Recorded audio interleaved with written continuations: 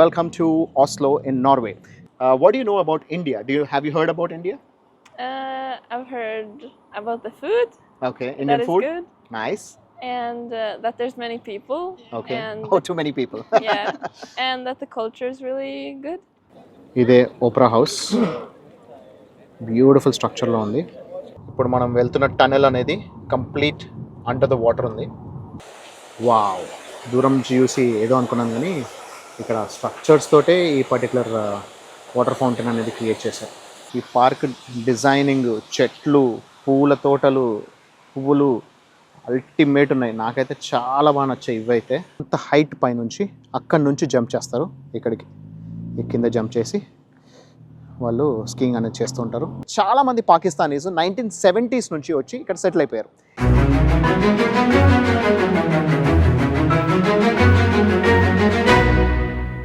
Hi friends, నేను మీ RK. మన ప్రపంచానికి స్వాగతం and welcome to Oslo in Norway. So ఆస్లోలోని ఓపెరా హౌస్ ఎదురుగా ఉన్నాను. ఇది one of the most famous opera house and it's a beautiful structure. చాలా బాగుంది. ఓపెరా హౌస్ అంటే తెలిసిందే కదా, సో చాలా important performances, theatrical arts and art works అవన్నీ కూడా దీంట్లో వాళ్ళు పర్ఫామ్ చేస్తూ ఉంటారనమాట. It's one of the most famous places of entire Norway and it's the main theatrical centre అనమాట. సో ఇక్కడ మనకి ఇది ఓపెరా హౌస్ కనిపిస్తుంది. అటువైపు చూసుకుంటే ఇక్కడ ఒక బిబ్లియోథెక్ ఉందన్నమాట. బిబ్లియోథెక్ అంటే పబ్లిక్ లైబ్రరీ. అది ఎలా ఉందనేది చూపిస్తాను. సో ఈరోజు మనము ఇక్కడ ఆస్లోలోని స్పెషల్ ప్లేసెస్ అన్ని ఎక్స్ప్లోర్ చేస్తూ ప్లస్ ఆస్లోకి సంబంధించిన డీటెయిల్స్ అండ్ నార్వేకి సంబంధించిన డీటెయిల్స్ కూడా మనం మాట్లాడదాం. ఇదే ఓపెరా హౌస్ బ్యూటిఫుల్ స్ట్రక్చర్లో ఉంది అండ్ దాని ఎదురుగానే మనకి ఇక్కడ సముద్రం ఉంది. ఇంకా సూర్యుడు బాగా దంచి కొడుతున్నాడు. సూర్యాస్తమయానికి ఇంకా చాలా సమయం ఉంది. ఇక్కడ బోల్డ్ మంది కూర్చున్నారు. అక్కడ సిటీ హాల్ కనిపిస్తుంది అండ్ దెన్ దాని పక్కన కనిపించేదే ఇది బిబ్లియోథెక్, పబ్లిక్ లైబ్రరీ. ఎంత బ్యూటిఫుల్గా ఉంది చూడండి. పబ్లిక్ లైబ్రరీని కూడా ఎంత బాగా మెయింటైన్ చేస్తున్నారు. అది ఒక 5-star హోటల్ టైప్లో కట్టారు. పక్కన ఉన్నవి అపార్ట్మెంట్స్. సో ఇలా మనకి ఓపెరా హౌస్ పక్కనే ఒక పబ్లిక్ లైబ్రరీ కూడా ఉంది. ఈ ఓపెరా హౌస్ బయట మనకి క్రిస్టిన్ ఫ్లాగ్స్టాడ్ అని చెప్పేసి అని తన యొక్క స్టాచ్యూ అనేది పెట్టడం జరిగింది. So she is a Norwegian opera singer అనమాట. So she is one of the greatest opera performers and she is also considered to be one of the greatest all time singers of 20th century. So అందుకే తన విగ్రహం అనేది ఈ Opera house బయటే పెట్టడం జరిగింది. So తనకి వీళ్ళు ఇలా గ్రాటిట్యూడ్ అనేది, వాళ్ళ థ్యాంక్ఫుల్నెస్ అనేది నార్వే వాళ్ళు చూపిస్తున్నారు. బాగుంది కదా. విజిలెన్స్ పార్కెన్ అనే ఒక ప్లేస్కి వెళ్ళబోతున్నాము. It's a very famous park which has a lot of ultimate beautiful structures అంట. So Ehsan is along with us. So Ehsan మనల్ని తీసుకెళ్తున్నాడు. సో నేను చెప్పాను కదా ఇంతకుముందు వీడియోలో, we will talk about Pakistanis and we will talk about the local Norwegians and how many Swedish people are here. అవన్నిటి గురించి మనము మాట్లాడదాం. ఇప్పుడు మనం వెళ్తున్న టనెల్ అనేది కంప్లీట్ అండర్ ద వాటర్ ఉంది. అండర్ వాటర్ టనెల్లోకి వెళ్ళి, so we're passing through the tunnel and then we're heading towards the Vigelandsparken. ఇదంతా కూడా కంప్లీట్ అండర్ వాటరే.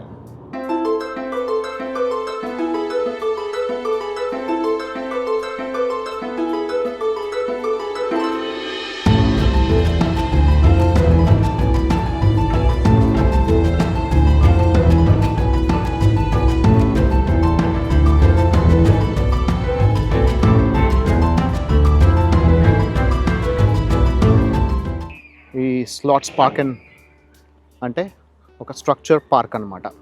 పార్కెన్ అనేది వీళ్ళ నార్వేజియన్ లాంగ్వేజ్లో పార్క్ అని అర్థం.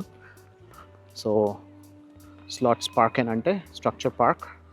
సో రకరకాల ఇంట్రెస్టింగ్ స్ట్రక్చర్స్ ఉన్నాయంట. అవి ఎలా ఉన్నాయనేది చూసుకుందాం.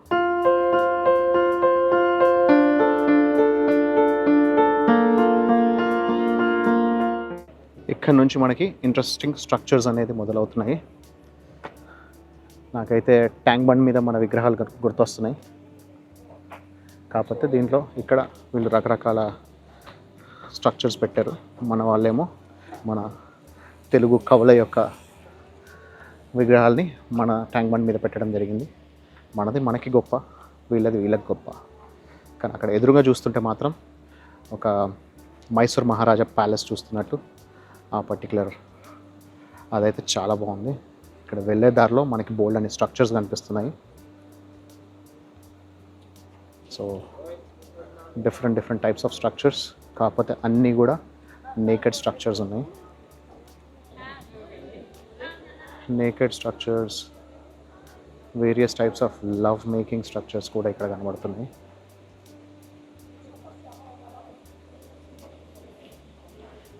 వీళ్ళు దీన్ని మొత్తం ఒక ఎడ్యుకేటివ్ వేలో పెట్టాలనుకున్నారేమో.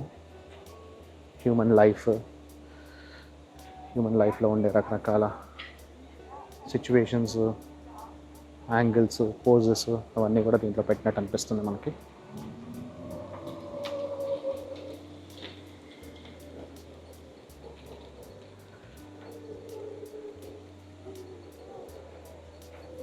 చాలా గొప్పగా చెప్పారు. నాకైతే బాగున్నాయి అనిపిస్తుంది అంతే, ఊహించినంత గొప్పగా ఏమనిపించట్లా. అన్నీ ఒకే రకమైన బొమ్మలు కదా, కాకపోతే అన్నీ కూడా నేకెడ్ బొమ్మలే. ఇక్కడ నుంచి ముందుకెళ్తే ఈ పార్క్ మాత్రం బ్యూటిఫుల్గా ఉంది. అసలు చాలా బాగా డిజైన్ చేశారు పార్క్ని. మంచి పూల తోటలు, పూల మొక్కలు, ఆ తర్వాత పెద్ద పెద్ద చెట్లు, వీటన్నిటి మధ్యలో ఒక ఎక్సలెంట్ వాటర్ ఫౌంటైన్. సో ఆ బొమ్మల కోసం కాకపోయినా ఈ పూల చెట్లు ప్లస్ ఈ వాటర్ ఫౌంటైన్ కోసమైనా ఇక్కడ రావచ్చు. కానీ నిజంగా చెప్పండి ఫ్రెండ్స్, చూడంగానే మీకు ఏం గుర్తొస్తుంది? అయితే మైసూర్ మహారాజా ప్యాలెస్, లేదంటే Ramoji film city. Ramoji film సిటీలో వేసిన సెట్టింగ్లా అనిపించట్లే, నాకైతే అలాగే అనిపిస్తుంది. మీకు ఈ స్లాట్స్ పార్క్ అన్ని చూస్తే ఏమనిపిస్తుంది అనేది నాకు కమెంట్స్లో తెలియజేయండి. వావ్, దూరం నుంచి చూసి ఏదో అనుకున్నాను, కానీ ఇక్కడ స్ట్రక్చర్స్ తోటే ఈ పర్టికులర్ వాటర్ ఫౌంటైన్ అనేది క్రియేట్ చేశారు. దీని చుట్టూరా కూడా స్ట్రక్చర్స్ ఉన్నాయి, కింద కూడా స్ట్రక్చరల్ ఆర్ట్ వర్క్ ఉంది. కంప్లీట్గా స్ట్రక్చరల్ పార్క్.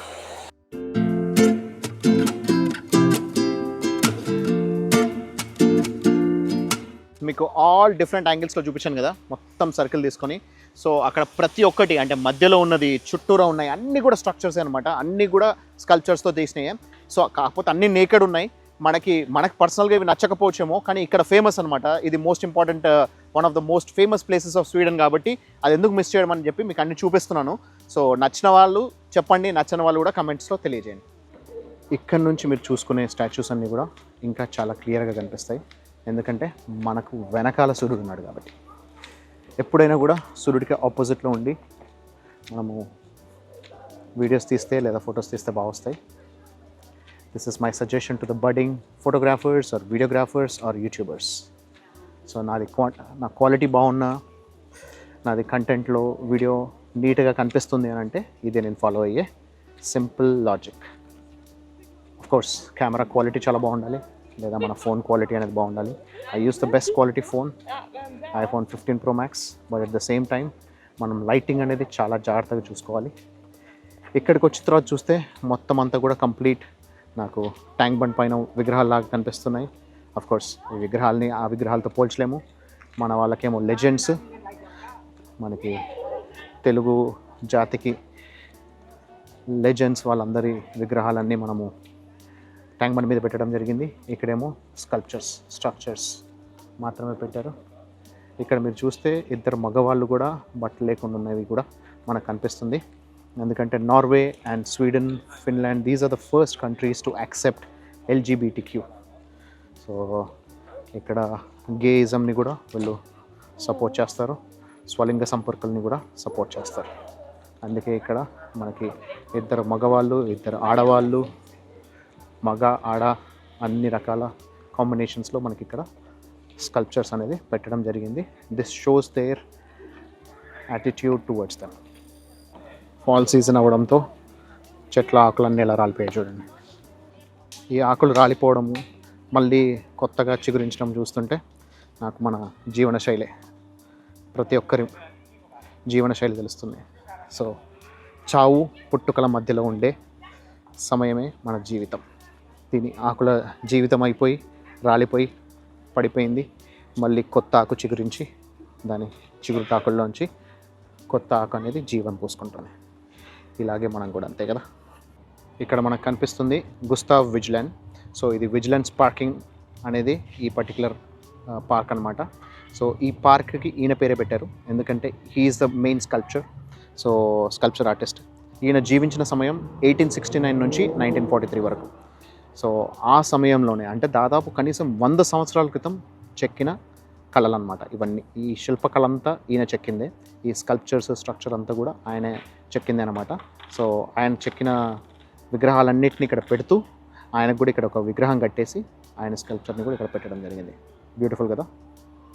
ఆయన చేతిలో చెక్కుతున్నట్టు అవి కూడా పెట్టడం నాకు చాలా బాగా నచ్చింది. గుస్తావే అనే పేరు పెట్టుకున్న వాళ్ళు చాలా ఫేమస్ వాళ్ళు ఉంటారేమో.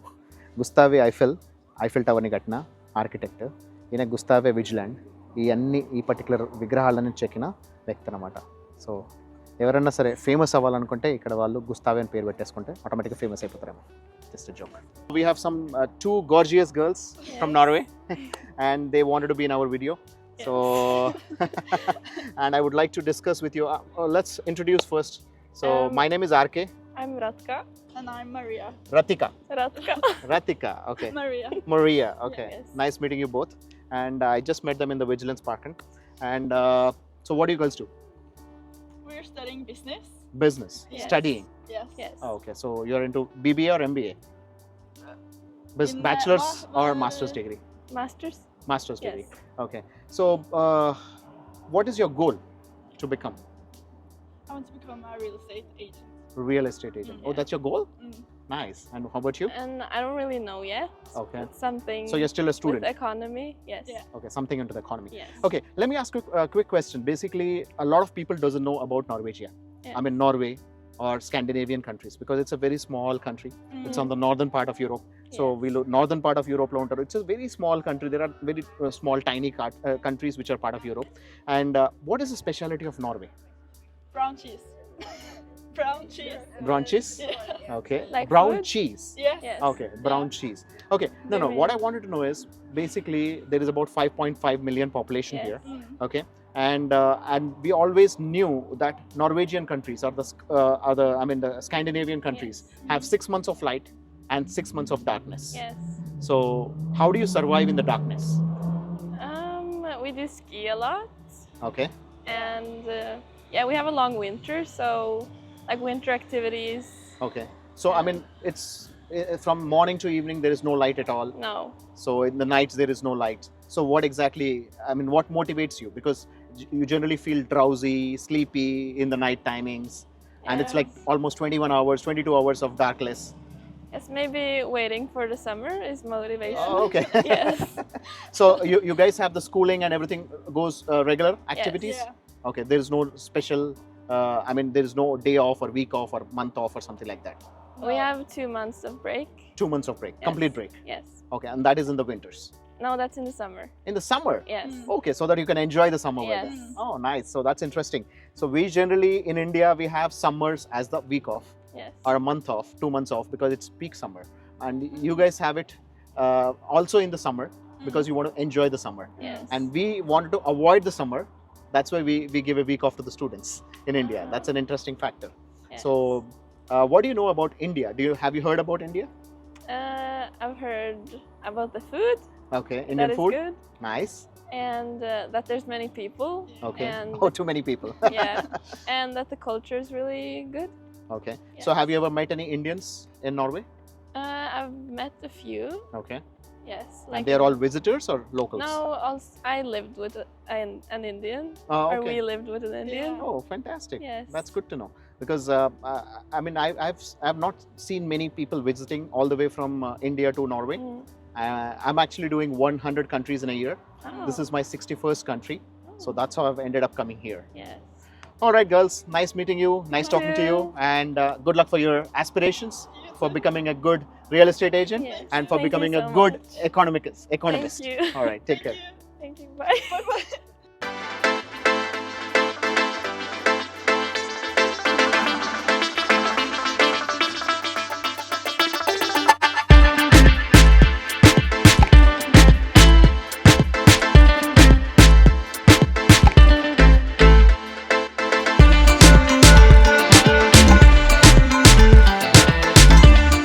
ఇక్కడ ఈ బిల్డింగ్స్ అన్నీ కనిపించేవి కింగ్స్ వాళ్ళ మినిస్టర్స్వి బిల్డింగ్స్ ఉన్నాయంట. అండ్ ఇవన్నీ పాత తరం బిల్డింగ్స్ ఎంత బ్యూటిఫుల్గా ఉన్నాయి చూడండి.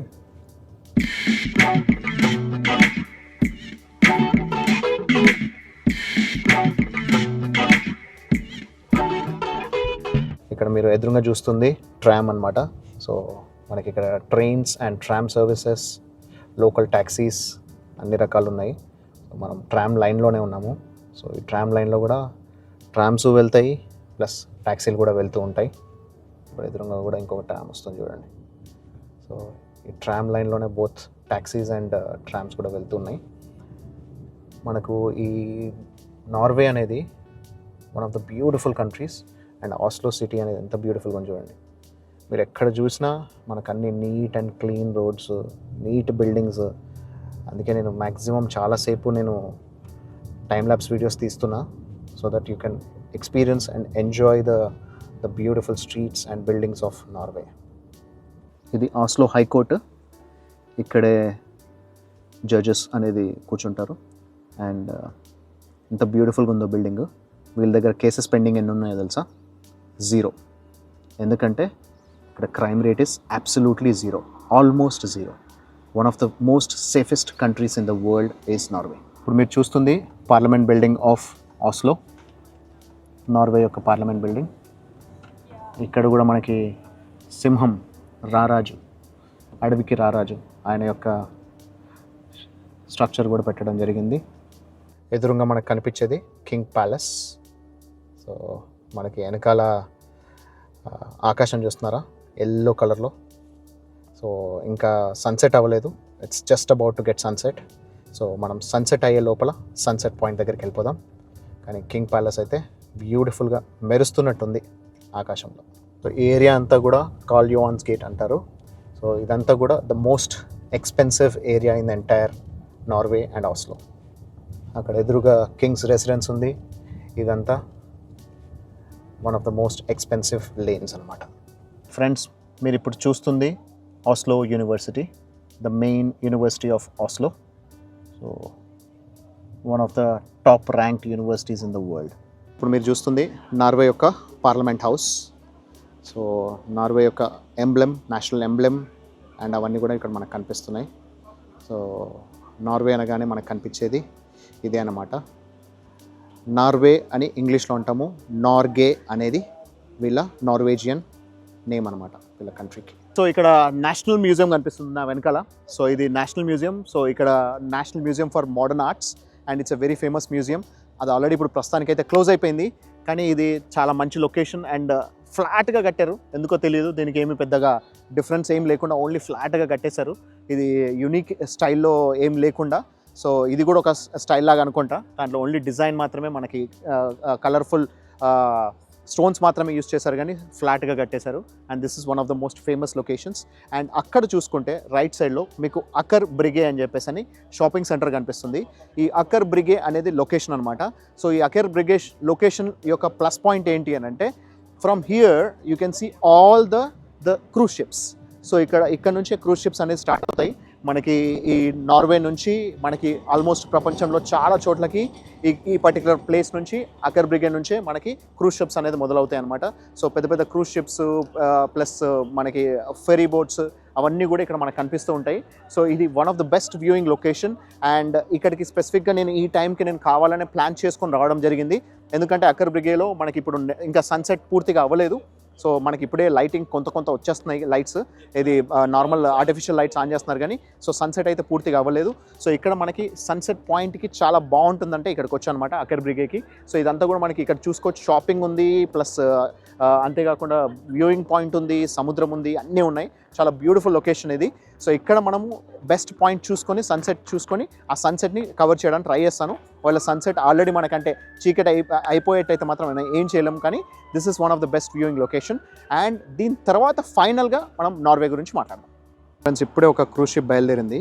ఇక్కడ నుంచి బయలుదేరి వెళ్తుందన్నమాట, అక్రాస్ ద వరల్డ్ ట్రావెల్ చేస్తుంటాయి. ఈ Norwegian cruise ships and fairy boats యొక్క స్పెషాలిటీ ఏంటి అంటే, ఇక్కడ వాటి మ్యానుఫ్యాక్చరింగ్, డిజైనింగ్ అండ్ ఆర్కిటెక్చర్ అన్నీ జరుగుతాయి. ఇక్కడ వాడి దాన్ని పాడైపోయిన తర్వాతనో లేకపోతే దాన్ని సెకండ్ హ్యాండ్గానో లేకపోతే దాన్ని రీఫర్బిష్ చేసో ఆ తర్వాత మనకు కెరేబియన్కి అమ్ముతూ ఉంటారు అనమాట. కెరేబియన్ క్రూసెస్లో ఉండే చాలా ఫెరీ బోట్స్ అనేది ఇక్కడ ఆల్రెడీ వాడేసిన సెకండ్ హ్యాండ్ బోట్స్ని వాళ్ళు యూస్ చేస్తుంటారు. So Norway is famous for cruise ships.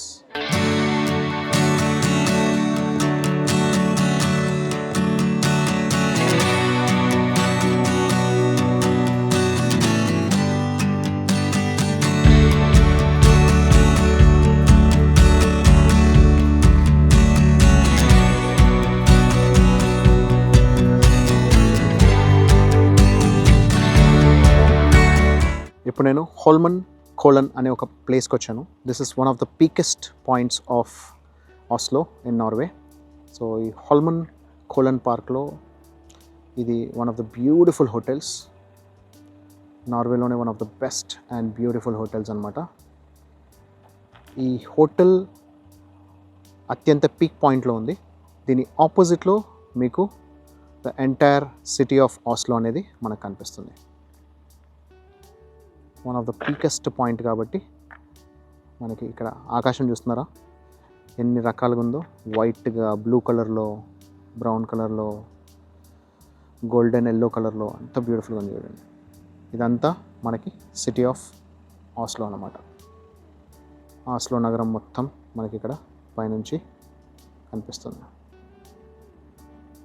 మనం ఆస్లోలోనే పీక్ పాయింట్లో ఉన్నాం కాబట్టి సిటీ ఆఫ్ ఆస్లో, సముద్రం, బిల్డింగ్స్ అన్నీ కూడా మనం ఇక్కడ ఏరియల్ వ్యూలో చూసినట్టు చూసుకోవచ్చు అనమాట.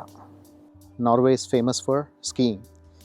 ఎందుకంటే ఇక్కడ విపరీతమైన మంచు ఉంటుంది, అరౌండ్ -30 degrees టెంపరేచర్ కూడా ఉంటుంది.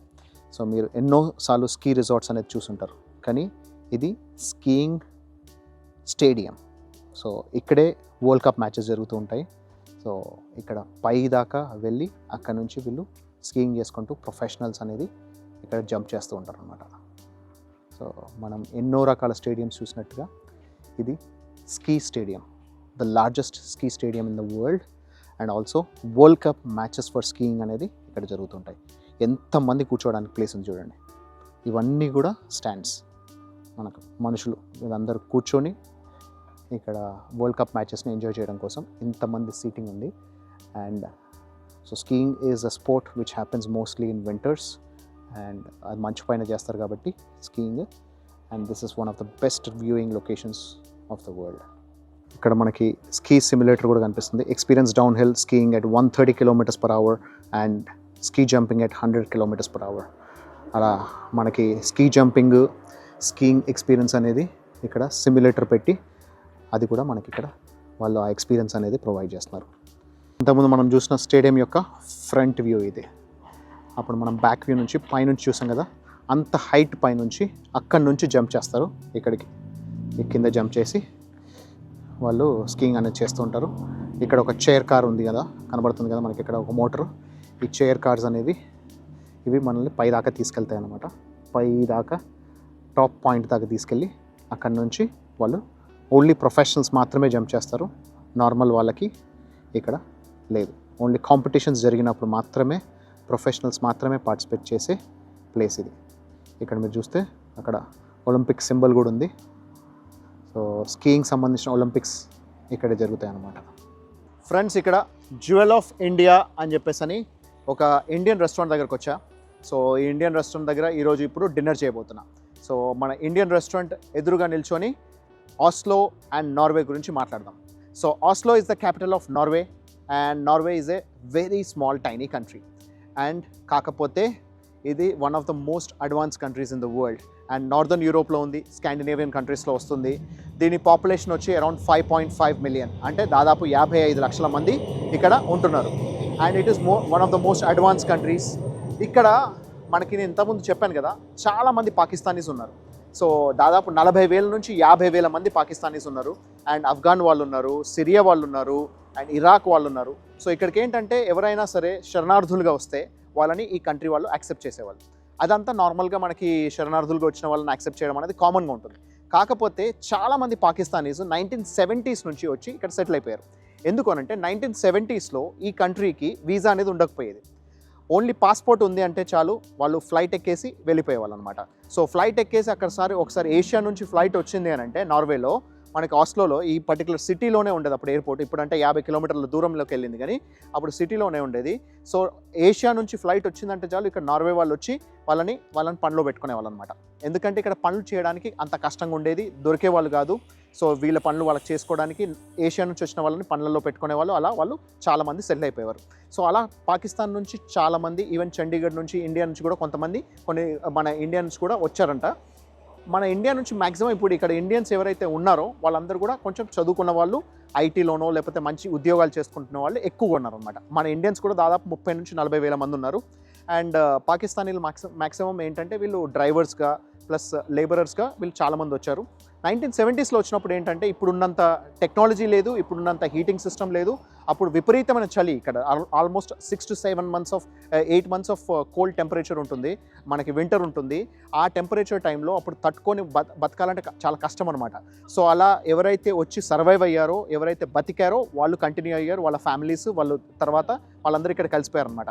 ఇక్కడ ఏంటంటే it's one of the most friendly countries in the world. వీళ్ళు ఏంటంటే వీళ్ళకి free education and free health మొత్తం అన్ని కంప్లీట్గా చూసుకుంటారు. గవర్నమెంట్ చాలా టేక్ కేర్ చేస్తుంది. ఇక్కడ వీళ్ళకి ఇంకో ప్లస్ పాయింట్ ఏంటి అంటే ఇక్కడ విపరీతమైన ఆయిల్ రిసోర్సెస్ ఉన్నాయి అండ్ గోల్డ్ రిసోర్సెస్ కూడా ఉన్నాయన్నమాట. So gold reserves and oil resources ఉండడం వల్ల వీళ్ళు చాలా వెల్దీ కంట్రీగా తయారయ్యారు. అండ్ వీళ్ళ ప్రజల్ని చాలా జాగ్రత్తగా చూసుకుంటారు. And these people are extremely friendly. అసలు ఇక్కడ 0% క్రైమ్ అండ్ వీళ్ళు ఎలాంటి గొడవలు లేవు, ఎవరితోనూ ఎలాంటి ఇబ్బందులు లేవు. అందుకే this is one of the most beautiful countries. కాకపోతే ఎక్స్ట్రీమ్ అమౌంట్ ఆఫ్ కోల్డ్ ఉంటుంది కాబట్టి సర్వైవ్ అవ్వడం కష్టం. అందుకే చాలామంది వీళ్ళు ఈ 6 to 8 monthsలో చాలామంది వీళ్ళ విదేశాలకు, వేరే దేశాలకు వెళ్ళి వీళ్ళు ప్రయాణం చేస్తూ ఉంటారనమాట. సో ఇలా ఉంటుంది. ఇది ఒక typical Norwegian country. So this is all about Norway. And నేను చెప్పిన ఇన్ఫర్మేషన్, నేను మీకు చూపించిన డీటెయిల్స్ ప్లస్ చూపించిన లొకేషన్స్ నచ్చాయని కోరుకుంటున్నా.